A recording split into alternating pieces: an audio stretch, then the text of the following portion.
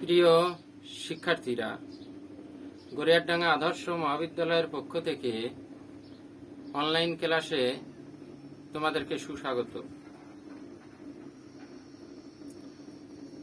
আমার আজকের আলোচনা দ্বিতীয় পত্রের দ্বিতীয় অধ্যায় থেকে জ্ঞানমূলক প্রশ্ন।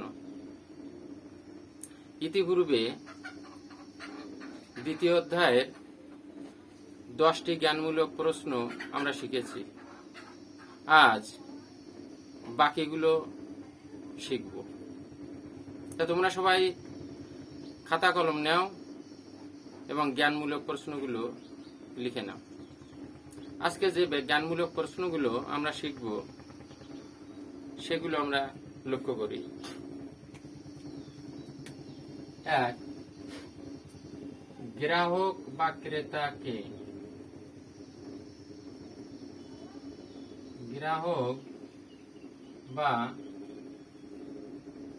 ক্রেতা কি? 2.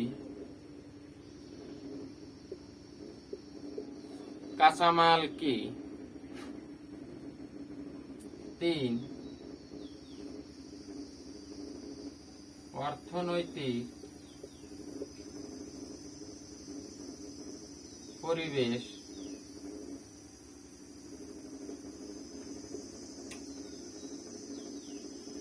কি?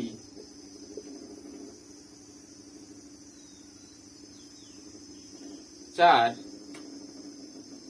রাজনৈতিক পরিবেশ কি?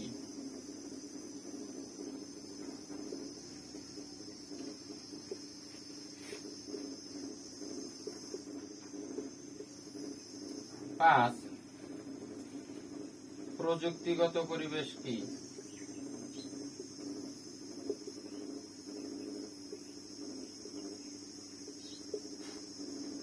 6. সাংস্কৃতিক পরিবেশ কি?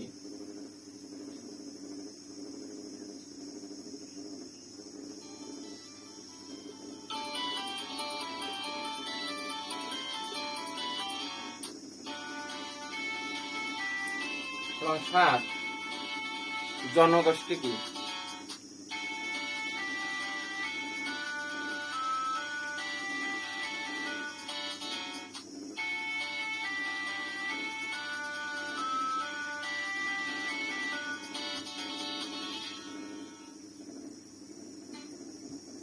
7 কি? এই 7টা জ্ঞানমূলক প্রশ্ন এখন আমরা শেখার চেষ্টা করি। আমি আগেই বলেছি, জ্ঞানমূলক প্রশ্ন হোয়াট, হোয়েন, হাউ, হোয়ার এগুলো দিয়ে করা হয় এবং এটি পাঠ্যপুস্তক থেকে থাকে, বই থেকে সরাসরি থাকে। তবে সৃজনশীল উদ্দীপকের যে অধ্যায় থেকে উদ্দীপক সেট করা হবে সেই অধ্যায় থেকেই যে জ্ঞানমূলক থাকবে এমন নয়, আশেপাশে যে কোনো অধ্যায় থেকে থাকতে পারে। তো জ্ঞানমূলক প্রশ্ন স্মৃতি থেকে লিখতে হয়। এই জ্ঞানমূলক প্রশ্ন লেখার সময় আমাদের অবশ্যই মনে রাখতে হবে যেটি যেন এর উত্তরটা যেন অর্থবহ এবং প্রাসঙ্গিক হয়। যাই হোক, আমরা আজকে প্রথমে গ্রাহক কে বা কি এটা শিখব, যে গ্রাহক বা ক্রেতা কারা। আমি শুধু উত্তরটা বলবো, কারণ এ সম্পর্কিত বিস্তারিত আলোচনা আমরা আগে শিখেছি। এ সম্পর্কিত বিস্তারিত আলোচনা আগে হয়ে গেছে। এখন শুধু আমরা যে জ্ঞানমূলক প্রশ্ন হিসাবে যদি থাকে তো যতটুকু লিখতে হবে ততটুকু বলবো। তা গ্রাহককে যে ব্যক্তি বা প্রতিষ্ঠানের পণ্যদ্রব্য সেবা সামগ্রী ক্রয় করে তাকে গ্রাহক বা ক্রেতা বলে। আমি আবারও বলি, যে ব্যক্তি বা প্রতিষ্ঠানের পণ্যদ্রব্য ও সেবা সামগ্রী ক্রয় করে তাকে গ্রাহক বা ক্রেতা বলে। 2 নম্বর, কাঁচামাল কি? কাঁচামাল কি? যা রূপান্তরের মাধ্যমে পরিণত পণ্য প্রস্তুত করা হয় তাকে কাঁচামাল বলে। তাহলে যা রূপান্তরের মাধ্যমে পরিণত পণ্য প্রস্তুত করা হয় তাকে কাঁচামাল বলে। ওখানে যার জায়গায় তোমরা যে উপকরণও দিতে পারো বা যে উপাদান রূপান্তরের মাধ্যমে পরিণত পণ্য প্রস্তুত করা হয় তাকে কাঁচামাল বলে। 3, অর্থনৈতিক পরিবেশ কি? অর্থনৈতিক পরিবেশ কি? কোন দেশের জনগণের মাথাপিছু আয়, সঞ্চয়, মূলধন গঠন, মুদ্রাস্ফীতি, মুদ্রা ও মূলধন বাজারের অবস্থা, ব্যাংক ও বীমা ব্যবস্থা ইত্যাদি উপাদান নিয়ে যে পরিবেশ গড়ে ওঠে তাকে অর্থনৈতিক পরিবেশ বলে। সংজ্ঞাটা আমি আবারও বলি। কোন দেশের জনগণের মাথাপিছু আয়, ভোগ, সঞ্চয়, বিনিয়োগ, মূলধন গঠন, মুদ্রাস্ফীতি, মূল্য স্তর, মুদ্রা ও মূলধন বাজারের অবস্থা, ব্যাংক ও বীমা ব্যবস্থা, সুদের হার ইত্যাদি উপাদান নিয়ে যে পরিবেশ গড়ে ওঠে তাকে অর্থনৈতিক পরিবেশ বলে। এরপরে রাজনৈতিক পরিবেশ। রাজনৈতিক পরিবেশ কি? কোন দেশের সরকারি নিয়মকানুন,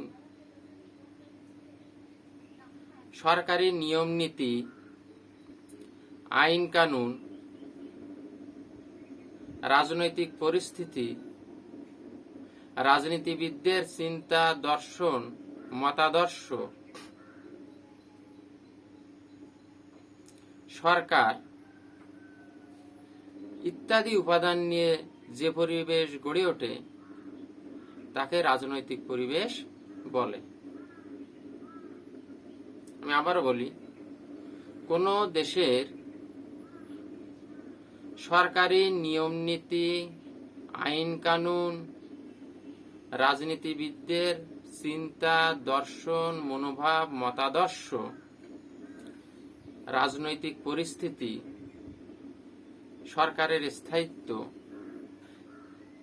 বা সরকার ব্যবস্থা ইত্যাদি উপাদান নিয়ে যে পরিবেশ গড়ে ওঠে তাকে রাজনৈতিক পরিবেশ বলে। এরপর হচ্ছে প্রযুক্তিগত পরিবেশ কি? প্রযুক্তিগত পরিবেশ কি? বিজ্ঞান ও কারিগরি শিক্ষা, এতৎ সংক্রান্ত গবেষণা, নতুন প্রযুক্তি ব্যবহার, প্রযুক্তি আমদানির সুযোগ ইত্যাদি উপাদান নিয়ে যে পরিবেশ গড়ে ওঠে তাকে প্রযুক্তিগত পরিবেশ বলে। প্রিয় শিক্ষার্থী, তোমরা একটা জিনিস লক্ষ্য করবে যে আমি এই পরিবেশের সংজ্ঞাগুলো একই ধাঁচে দিয়েছি, একইভাবে দেওয়ার চেষ্টা করেছি। এতে করে তোমাদের সংজ্ঞাগুলো মনে রাখতে সহজ হবে। প্রযুক্তিগত পরিবেশ কি? বিজ্ঞান ও কারিগরি শিক্ষা, এতৎ সংক্রান্ত গবেষণা, এতৎ সংক্রান্ত যদি জটিল মনে হয় তাহলে এ সংক্রান্ত গবেষণা, তাহলে বিজ্ঞান ও কারিগরি শিক্ষা, এর সংক্রান্ত গবেষণা, নতুন প্রযুক্তি ব্যবহার, প্রযুক্তি আমদানির সুযোগ ইত্যাদি উপাদান নিয়ে যে পরিবেশ গড়ে ওঠে তাকে প্রযুক্তিগত পরিবেশ বলে। এরপর সাংস্কৃতিক পরিবেশ কি? সাংস্কৃতিক পরিবেশ কি? কোন দেশের মানুষের রুচি, মনোভাব, চাহিদা, রীতিনীতি, প্রথা, বিশ্বাস, মূল্যবোধ ইত্যাদি উপাদান নিয়ে যে পরিবেশ গড়ে ওঠে তাকে সাংস্কৃতিক পরিবেশ বলে। আমি আবার বলি, কোন দেশের মানুষের চাহিদা, রুচি, মনোভাব, রীতিনীতি, প্রথা,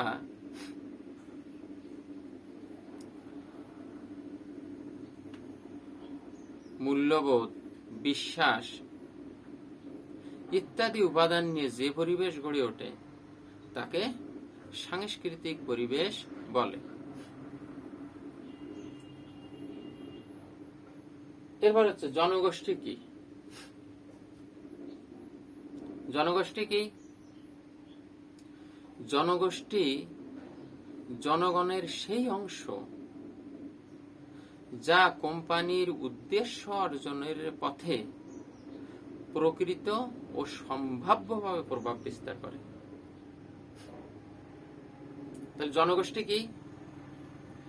জনগোষ্ঠী হলো জনগণের সেই অংশ যা কোম্পানির উদ্দেশ্য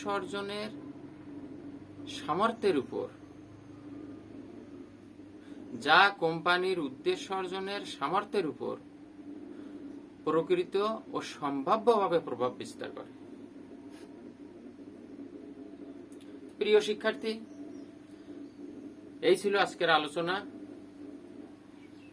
এই আলোচনার মাধ্যমে আমরা দ্বিতীয় অধ্যায়ের 17টি জ্ঞানমূলক প্রশ্ন শিখলাম। গত ক্লাসে শিখেছি 10টি এবং আজকে 7টি। আশা করি 17টি জ্ঞানমূলক প্রশ্ন যদি আমাদের জানা থাকে, এখান থেকে যে জ্ঞানমূলক প্রশ্ন আসে তো এর ভিতর থেকে থাকার সম্ভাবনা খুব বেশি, সাধারণত এখান থেকেই থাকে।